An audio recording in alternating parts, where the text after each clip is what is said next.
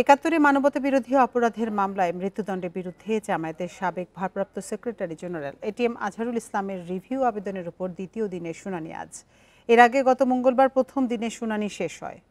প্রথম দিনের রিভিউ শুনানিতে আজহারুল ইসলামের আইনজীবী শিশির মনির এ মামলাসহ অন্য কয়েকটি মামলার প্রসঙ্গ টেনে সাক্ষ্য ও প্রমাণের বিভিন্ন ত্রুটি তুলে ধরেন।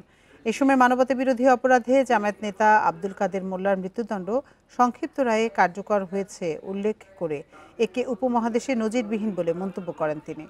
মুক্তিযুদ্ধের সময় গণহত্যা, হত্যা, লুটপাট ও অগ্নিসংযোগের মতো মানবতা বিরোধী অপরাধের দায়ে 2019 সালে এটিএম আজহারুল ইসলামের মৃত্যুদণ্ডের রায় বহাল রাখে আপিল বিভাগ।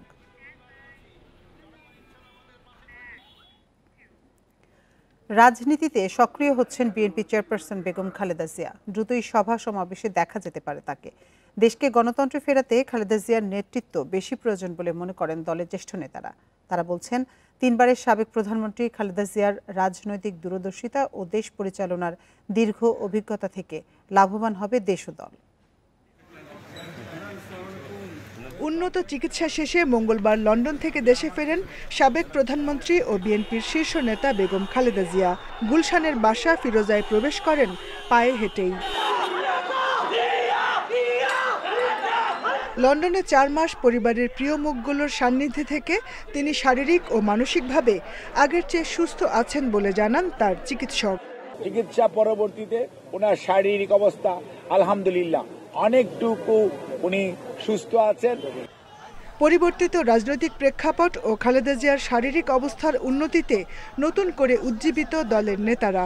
তাদের প্রত্যাশা, রাজনীতিতে আবারও সক্রিয় হবেন বিএনপি প্রধান। দেশের বর্তমান পরিস্থিতিতে গণতন্ত্রের সংকটে আছে দেশ। সেই ক্ষেত্রে গণতন্ত্রের একজন তিনি অগ্রদূত। বর্তমান অবস্থার প্রেক্ষিতে গণতন্ত্রকে পুনরুদ্ধারের জন্য প্রয়োজন দেশনেত্রী বেগম খালেদা জিয়ার নেতৃত্ব। খালেদা জিয়ার রাজনৈতিক প্রজ্ঞা, প্রতিকূলতায় দলকে নেতৃত্ব দেওয়ার অভিজ্ঞতা বর্তমান বাস্তবতায় বিএনপিকে পথ দেখাবে বলে মনে করেন দলের নেতারা। দলের এবং বিভিন্ন দিবসের আচার অনুষ্ঠানে হয়তো শারীরিকভাবে তিনি উপস্থিত থাকতে পারছেন না। সামনে ওনার শারীরিক সক্ষমতার উপর নির্ভর করে তিনি অবশ্যই যথাযথভাবে আমাদেরকে উপস্থিত থেকে নেতৃত্ব দিবেন, সেটা আমরা আশা করি। কিন্তু সেটা নির্ভর করবে তার শারীরিক সক্ষমতার উপরে। গণতান্ত্রিক সংগ্রাম এবং গণতন্ত্র পুনঃপ্রতিষ্ঠা এবং গণতন্ত্র উত্তরণের এই পথযাত্রায় তিনি সবসময় আমাদের নেতৃত্বে থাকবেন। বিএনপি নেতারা মনে করেন, সভা সমাবেশে খালেদা জিয়ার উপস্থিতি নেতাকর্মীদের উজ্জীবিত করবে। তবে সবকিছু নির্ভর করছে তার শারীরিক সুস্থতার ওপর। Jahanara Parvin, Independent News, Dhaka. শেখ হাসিনার বেসরকারি ব্যক্তিগত কর্মকর্তা এস.এম. মিজানুর রহমানকে গ্রেপ্তারের কথা জানিয়েছে পুলিশ। গত রাত 10টার দিকে ধানমন্ডির লাইবেইড হাসপাতালের সামনে থেকে তাকে গ্রেপ্তার করা হয়। নিউ মার্কেট থানার ভারপ্রাপ্ত কর্মকর্তা জানান, মিজানুর রহমানের বিরুদ্ধে বৈষম্য বিরোধী আন্দোলনের ঘটনায় হত্যা মামলা রয়েছে। ওই মামলায় তাকে গ্রেপ্তার দেখানো হয়েছে। তার বিরুদ্ধে আইনি ব্যবস্থা নেওয়া হবে। জানা গেছে, গত রাত 10টার দিকে ঢাকা কলেজের শিক্ষার্থী ও পথচারীরা মিজানকে আটক করেন। পরবর্তীতে নিউ মার্কেট থানা পুলিশের কাছে তাকে হস্তান্তর করা হয়। তার বাড়ি বরিশালের গৌরনদীতে। 2001 সাল থেকে তিনি শেখ হাসিনার বেসরকারি ব্যক্তিগত কর্মকর্তার দায়িত্ব পালন করেন।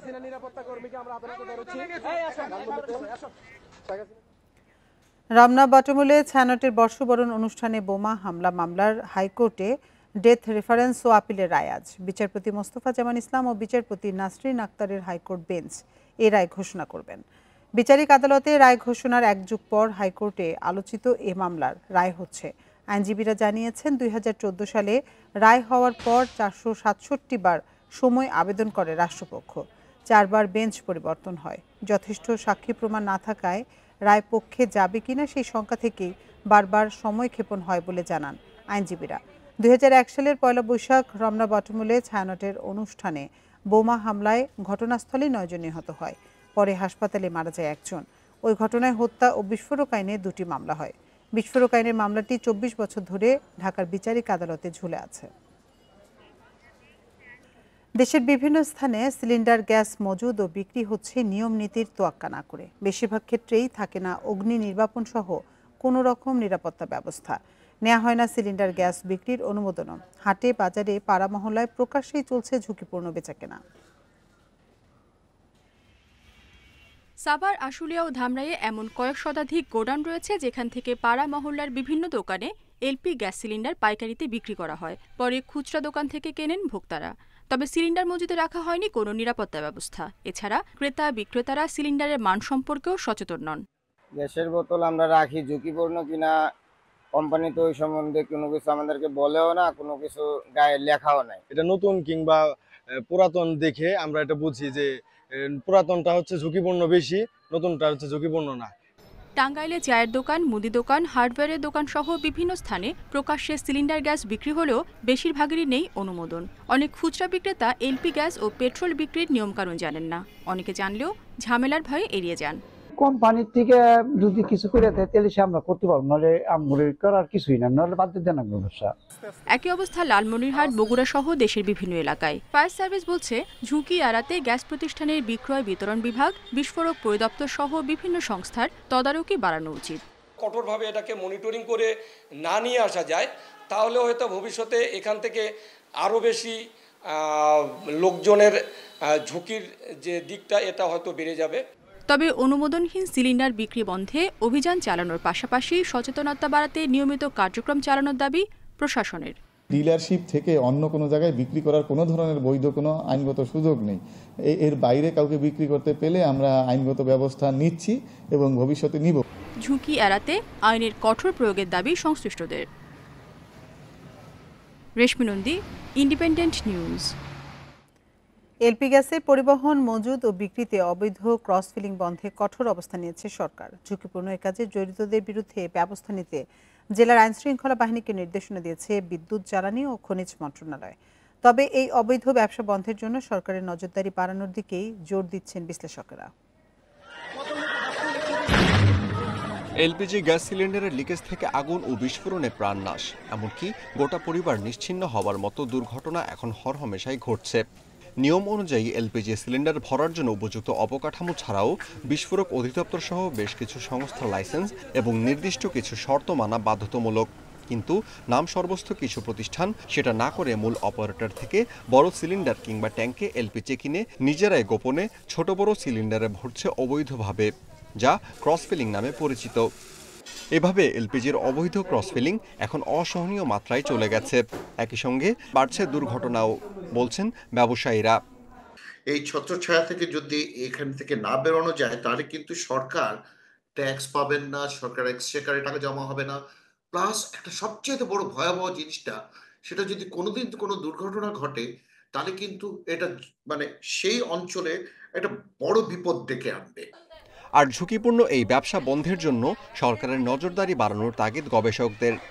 এনজিও সেক্টরকে ব্যবহার করে এই জিনিসগুলোর ক্ষেত্রে যে অবৈধ যে সমস্ত কার্যক্রম রয়েছে, যেমন সিএনজি স্টেশন থেকে ভর্তি করা, কেটে বিক্রি করা, এই ধরনের জায়গাগুলো পরিপালনের জন্য সচেতনতা বৃদ্ধি এবং একই সাথে পরিপালনের জায়গাগুলোতে সার্ভিস ডেলিভারি বা এগুলো মনিটরিং এজেন্সি কিছু সৃষ্টি করে এই জিনিসগুলোর ক্ষেত্রে সচেতনতা এবং কার্যক্রমের উন্নতি করা দরকার। খাত বিশেষজ্ঞরা জানান, ক্রস ফিলিং ও গ্যাস চুরির মাধ্যমে ক্রেতা ঠকানোর পাশাপাশি হাতছাড়া হচ্ছে সরকারি আয়। এই নিয়ে এলপিজি অপারেটরদের পক্ষ থেকে গত ফেব্রুয়ারিতে লিখিত অভিযোগ দেওয়ার পর নড়েচড়ে বসে সরকার। Amirul Islam, independent News, Dhaka. এ নিয়ে আলোচনাতে এবার সাভার থেকে আমাদের সাথে যোগ দিচ্ছেন সহকর্মী রুবেল আহমেদ। রুবেল, সাভারে গ্যাস সিলিন্ডার বেচাকেনায় কতটা নিয়ম মানা হচ্ছে এবং প্রশাসনের তদারকির কোনো উদ্যোগ আপনার চোখে পড়েছে কিনা?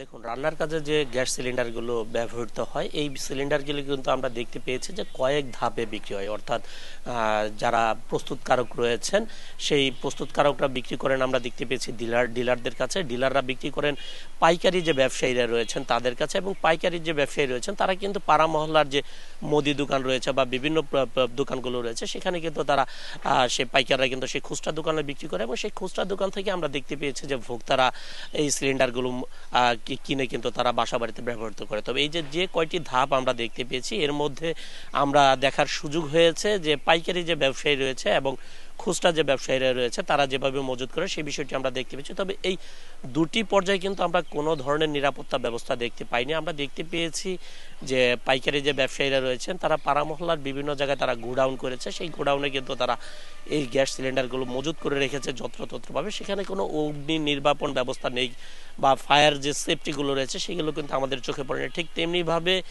এই পাইকারদের কাছ থেকে যে খুচরা যে দোকানদাররা রয়েছে তারা যে কিনে তাদের দোকানের সামনে বা দোকানের ভিতরে এই গ্যাস সিলিন্ডারগুলো মজুত করে রেখেছে, সেখানেও কিন্তু কোনো নিরাপত্তা ব্যবস্থা আমরা দেখতে পাইনি। এবং এই গ্যাস সিলিন্ডারগুলো কতটুকু মান রয়েছে, কতটুকু নিরাপদ, সেই বিষয়টি কিন্তু বিক্রেতা ক্রেতা কেউ কিন্তু অবগত নয়।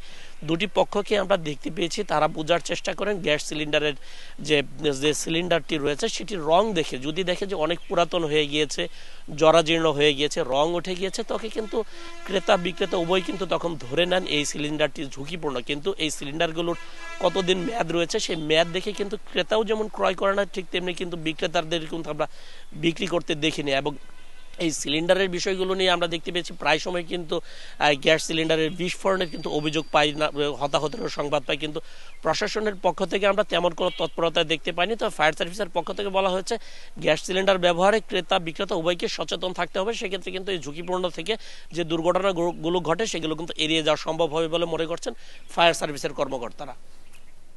সাভার থেকে জানাচ্ছিলেন সহকর্মী রুবেল আহমেদ। দেশে থ্যালাসেমিয়া রোগের বাহক প্রায় 2 কোটি, 81% মানুষই জানে না বিষয়টি। আর রংপুর বিভাগে এই রোগের বাহক সবচেয়ে বেশি, প্রতি 4 জনে 1 জন। সরকারের জাতীয় থ্যালাসেমিয়া জরিপে উঠে এসেছে এসব তথ্য। রোগের বিস্তার রোধে 2 বাহকের মধ্যে বিয়ে বন্ধের পরামর্শ থাকলেও তা আমলে নেয় না সাধারণ মানুষ ও সরকার। ভূতের কার্টুন পছন্দ রবি ও সাইমার, 2 ভাই বোনই থ্যালাসেমিয়ায় আক্রান্ত।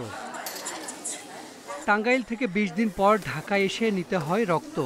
সাইমার জন্য রক্ত পাওয়া গেলেও রবির রক্তদাতা পাওয়া যায়নি। খাইতে পারে না, ঘুমাইতে পারে না, ওর জ্বর, অসুস্থ থাকে, বেশিরভাগ সময় তারা অসুস্থ থাকে। আর 10টা বাচ্চার মতো তারা চলাফেরা করতে পারে না। মা হিসাবে আমার অনেক অনেক কষ্ট লাগে। উদাস চোখে কি যেন খুঁজছে তামান্না। থ্যালাসেমিয়ায় তার জীবনের পথচলা হোঁচট খেয়েছে শৈশবেই। খুলনার রূপসার প্রত্যন্ত গ্রাম থেকে তাকেও ঢাকায় আসতে হয় প্রতি মাসে। বড় ভাই মারা গেছে থ্যালাসেমিয়ায়। তাহলে আমি যে কি হারাইছি আমি নিজেই বুঝি, যে আমার ছেলেটা 7 বছর বয়সে হারাইছি, আমার ছেলেটা বিনা ট্রিটমেন্টে মারা গেছে। আমি চাই না যে আমার মতো এরকম আর কোনো মারা কাঁদুক। আমার এই বাচ্চাটা এইখান থেকে যদি আমি ট্রিটমেন্ট না পেতাম হয়তো আমি এই সত্যটাও হারাতাম। এই শিশুদের বাবা মা থ্যালাসেমিয়ার বাহক, এতে সন্তানদের বহন করতে হচ্ছে রোগটি। বিয়ের আগে রক্ত পরীক্ষা না করায় অনুশোচনা আক্রান্ত শিশুদের পরিবারে। যথেষ্ট আপসেট আমি এই বিষয়টা নিয়ে। যদি বিয়ের আগে যদি আমি আরেকটু সচেতন হতাম তাহলে আমার এই সমস্যাটা পড়তাম না। আমরা যখন ডক্টরের সাথে দেখা করেছি, তো ডক্টর আসলে আমাদের এই বাহকের কারণে যে অনাগত ভবিষ্যতের প্রবলেম হবে এটা আসলে ওনারা আমাদেরকে বলেন। থ্যালাসেমিয়া নিয়ে জাতীয় জরিপে দেখা গেছে শহরের তুলনায় গ্রামে বাহক বেশি। সিলেটে বাহক 5 ভাগ হলেও রংপুরে তা 27। গত বছর 8,000 মানুষের উপর প্রথম এই জরিপ করে বাংলাদেশ পরিসংখ্যান ব্যুরো। সবচেয়ে ভয়ানক যে কমপ্লিকেশনগুলো হয় disease transmission, hepatitis B virus, C ভাইরাসের সংক্রমণ হচ্ছে।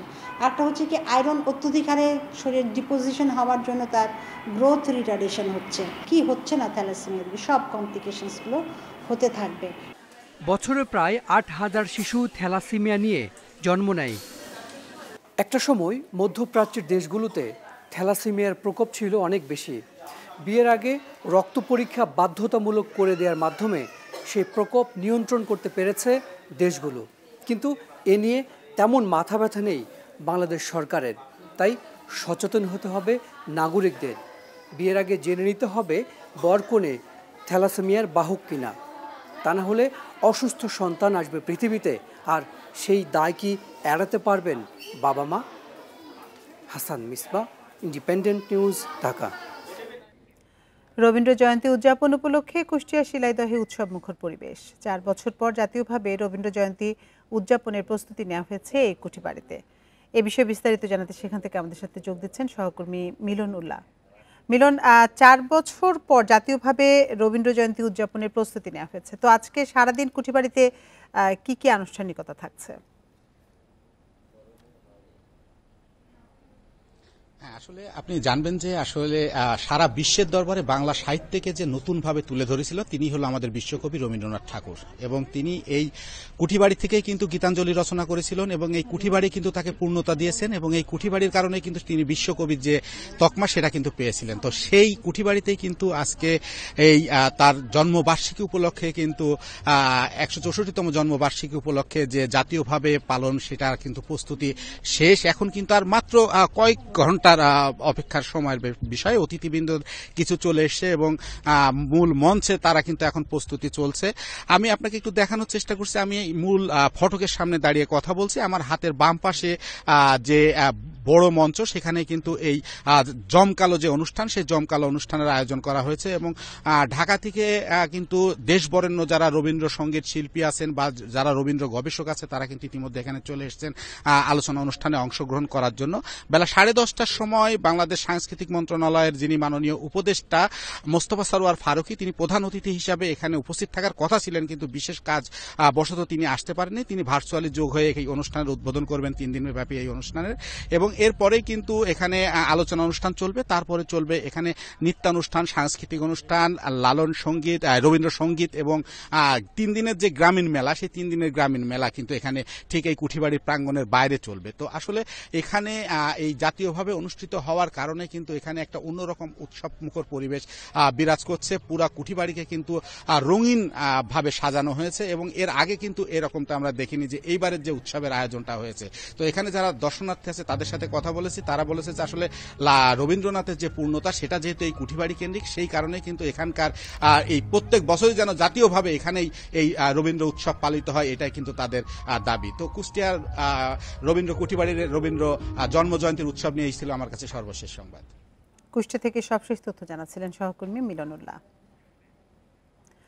সরকারি উদ্যোগের অভাবে রবীন্দ্রনাথ ঠাকুরের স্মৃতি বিজড়িত অনেক নিদর্শন অবহেলায় পড়ে আছে, এতে ক্ষোভ জানিয়েছেন রবীন্দ্র প্রেমীরা। সব স্থাপনা দ্রুত সংরক্ষণের দাবি তাদের। প্রত্নতত্ত্ব অধিদপ্তর জানিয়েছে কবিগুরুর স্মৃতি সংরক্ষণে পদক্ষেপ নেওয়া হয়েছে। খুলনার ফুলতলা ও পিঠাভোগ, কুষ্টিয়ার শিলাইদহ, সিরাজগঞ্জের শাহজাদপুর ও নওগাঁর পতিশরে নিজ কাছারি বাড়িতে রবীন্দ্রনাথ আসেন বেশ কয়েকবার। সাহিত্য চর্চার পাশাপাশি জমিদারি দেখভাল করেছেন। এসব জায়গায় এখনো টিকে রয়েছে কবিগুরু রবীন্দ্রনাথের স্মৃতিবিজড়িত নিদর্শন। সেগুলোর অনেকটাই বেহাত হতে চলেছে, অনেকগুলো পড়ে আছে অযত্নে। অনেক নিদর্শন প্রত্নতত্ত্ব অধিদপ্তরের কাছে হস্তান্তরের চেষ্টাও ব্যর্থ হয়েছে। কিছু গুরুত্বপূর্ণ রবীন্দ্র স্মৃতি আছে যেগুলো আমি বারবার তৎকালীন আর্কিওলজি ডিপার্টমেন্টের আঞ্চলিক পরিচালককে বলা সত্ত্বেও তিনি গুরুত্ব দেননি। 1905 সালে নওগাঁর পতিশরে একটি মাইনর স্কুল প্রতিষ্ঠা করা হয়। ওই স্কুলের একটি কক্ষে ব্যক্তি উদ্যোগে জাদুঘর করা হয়েছে, রাখা হয়েছে রবীন্দ্রনাথের বেশ কিছু নিদর্শন, কিন্তু সবখানেই অবহেলার ছাপ। এগুলো তো হাজার হাজার বছর ধরে সংরক্ষণ করে রাখা উচিত, আমাদের পরে যারা আসবে তাদেরও তো দেখা উচিত। রবীন্দ্রনাথ ঠাকুরের এই স্মৃতিগুলোকে আরো মজবুত করে রাখতে হবে যেন এটি সবার মাঝে চিরস্থায়ী হয়ে থাকতে পারে।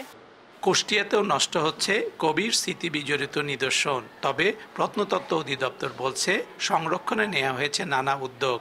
এই নিদর্শনগুলো সংগ্রহ করার পাশাপাশি আমরা এখনও চেষ্টা চালিয়ে যাচ্ছি প্রশাসনিকভাবে বা স্থানীয়ভাবে যোগাযোগ করে নিদর্শনগুলো সংগ্রহ করার জন্য, এবং ভবিষ্যতে আরও কোনো নিদর্শন যদি কারো কাছে থেকে থাকে সেগুলো প্রত্নতত্ত্বকে তার স্মৃতিবিজড়িত স্থানগুলোতে প্রদর্শনের জন্য আমাদেরকে দেওয়ার জন্য আহ্বান জানাচ্ছি।